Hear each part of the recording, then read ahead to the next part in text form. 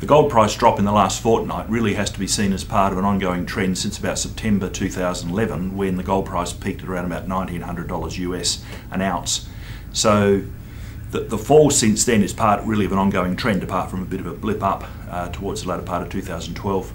Now, the production of gold is actually very stable. So it principally comes from the mines, which produce about 3,000 tonnes per year, and recycling of gold from jewellery and other areas. And both sides are actually very stable. So what drives the price sort of almost day by day, month by month, is the investment demand for gold. And that's principally driven by gold as being seen as a hedge against inflation.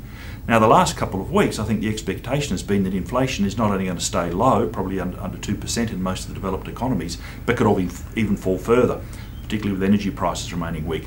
And the other major source of investment demand for gold is uncertainty. For example, concerns about the collapse of the global banking system, the global currency systems. Now, both of those issues have faded away, and I think we've seen with issues like Cyprus and increasingly Slovenia, people really aren't too worried about some of these peripheral countries anymore. So it really is about investment demand. That investment demand actually fell in 2012, and one of the big areas of investment demand has been exchange traded funds. In 2012, they probably bought a net 280 tonnes of gold. It looks like in the year to date already for 2013, they've probably sold pretty close to that amount. So a major underpin for the price of gold has been taken away.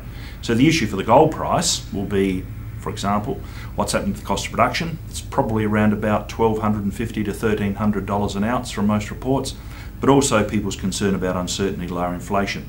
And we think both of those issues are probably going to work against a significant rise in the price of gold from here, and likely to keep it relatively weak, although it's still well up on where it was 10 years ago.